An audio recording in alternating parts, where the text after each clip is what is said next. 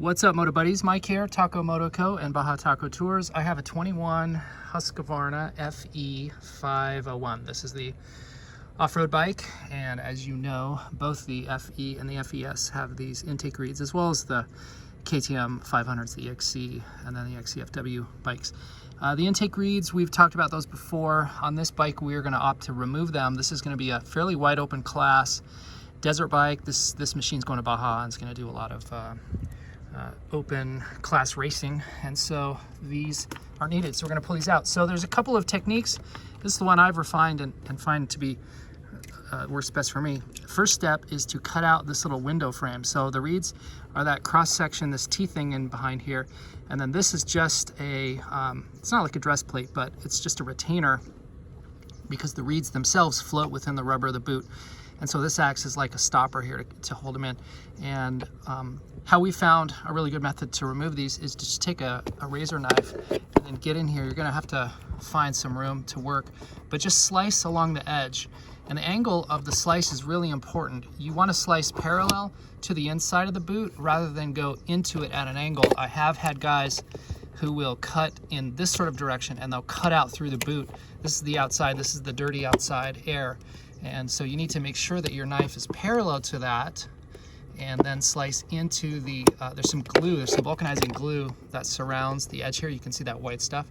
And so you want to slice as much of it as you can. And the idea here is to crack it too. It's kind of brittle and it'll crack. And so you're going to slice down in this direction. You can get up here and slice across the top, come down here and get some of the bottom here. It's going to be very difficult to get on this back inside, but if you can get at least maybe two of these corners loose, kind of here and here, and then the idea is that you come in with a dental pick, and you're gonna absolutely need to get something like this.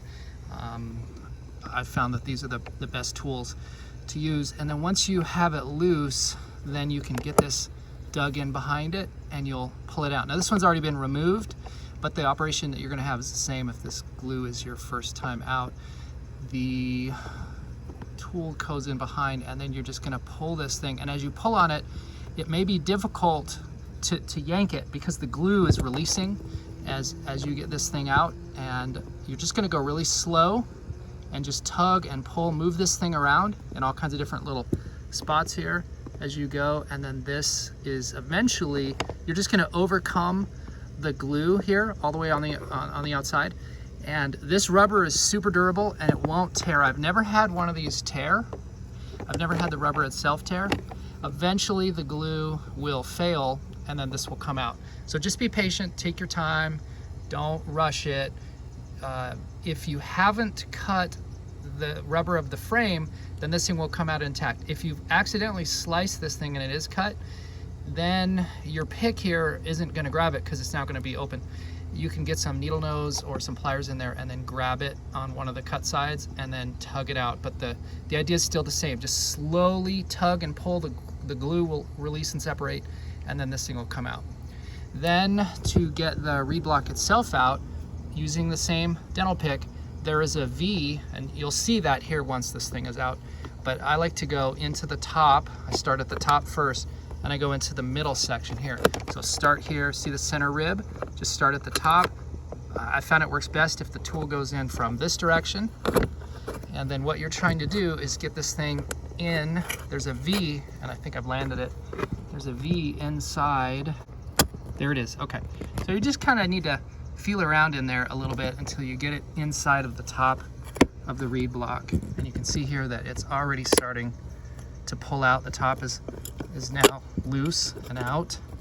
And so I'm gonna release this and go into the bottom. And so with the bottom now, you can see that it's almost out. Come back into the top.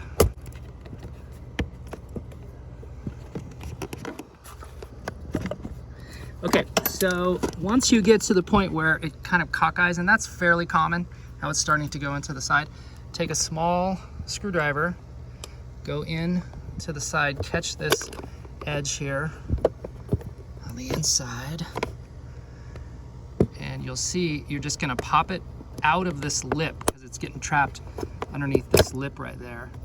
And there it is, it's out.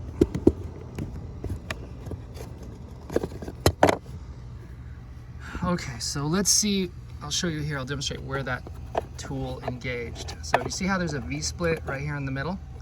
When I slid the tool in, it went in to the rubber boot, went underneath like this, and the goal is to try to latch it down and get it inside there. And so you're yanking it, you're pulling it out, and you do that on the top and on the bottom. And that was that first step. That's the very first thing you do. And then on the side, when it got trapped on the side, remember how it was cockeyed? That's what the screwdriver did to bring it back to a more center position, and then you can pull it all the way out. So what's really helpful again is you see that V-split in there. You want to hook your dental pick inside of that and then yank it out. It doesn't hurt if you take some WD-40 or some kind of spray lube like that, and then before you even begin this, you can just spray it around the edges and pull it out. It's absolutely not necessary. We take these out typically without it, but I know guys who do it and it helps it a little bit. Now this reed block is out of the 300, the KTM 300 two-strokes, and there's a lot of debate as to whether or not this is beneficial or not. I believe they are, and use these quite often, leave these in quite often on some of our single track bikes and our low throttle angle bikes, meaning these are bikes that aren't going to be wide open screamers. They're more say like first through third, maybe fourth gear trail bikes. These have some benefit, but if you're a wide open screamer, you're going to want to pull these out. If you're supermoto, more of a say a wide open dual sport guy, you may want to remove these. Also, we found some durability issues. These reed pedals have broken off and do get sucked into the engine, and so there's some maintenance issues.